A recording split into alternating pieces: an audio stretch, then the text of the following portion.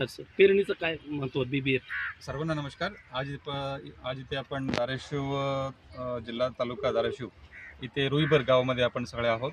आमच्यासोबत सर्व धाराशिव कृषी विभागाचे SAO, तालुका कृषी अधिकारी, सर्व इतर कृषी अधिकारी, शेतकरी बंधुमित्र, महिला शेतकरी बचत गट आणि सर्व मीडिया बांधवांची उपस्थितीत आज आपण इथे जे पेरणीमध्ये नवीन तंत्रज्ञान आहे, BBF तंत्रज्ञान असो, त्याला ब्रॉड बेड आपण म्हणतो, नंतर टोकन पद्धतीने पेरणी असो, नंतर सीड ट्रीटमेंट असो, हे सर्व आपण प्रात्यक्षिक डेमो सर्वांच्या उपस्थितीत आपण इथे घेतले.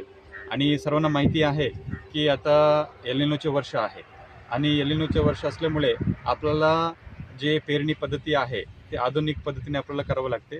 जे विद्यापीठाकडून विकसित झालेले तंत्रज्ञान आहे, कृषी विभाग, महाराष्ट्र शासन, केंद्र शासनकडून जे आम्हाला एक्सटेन्शन ॲक्टिव्हिटीसाठी जे टेक्निक्स दिले जातात, हे सर्व आपण शेतकऱ्यांपर्यंत पोहोचण्याची आपण सर्व इथे कारवाई करतोय.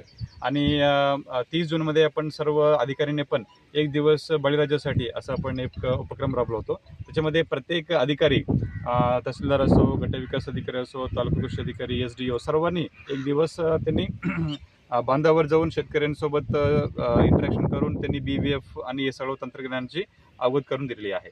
आणि सध्या धाराशिव जिल्ह्यामध्ये आज अखेर 130 mm पाऊस पडले आहे आणि लगभग 6 ते 10% पेरणी झालेली आहे आणि लगभग सगळीकडे पेरणीची प्रक्रिया आता सुरू झालेली आहे.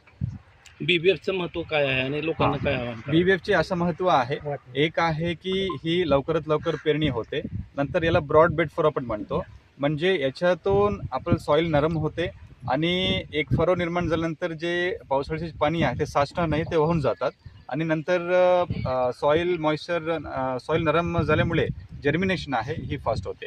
सो 3-4 फायदा आपल्या शेतकरी बांधवांना याच्यातून मिळणार आहे. सो त्यामुळे आम्ही सर्व शेतकरी बांधवांना आवाहन करू इच्छितो, सर्व शेतकरी उत्पादक गट आहे, महिला उत्पादक गट आहे, सर्वांनी आपण जास्तीत जास्त BBF तंत्रज्ञान आहे आपण शेतकऱ्यांपर्यंत गटशेतीमार्फत आपण पोहोचवावी असे आम्ही तुम्हाला विनंती करतो.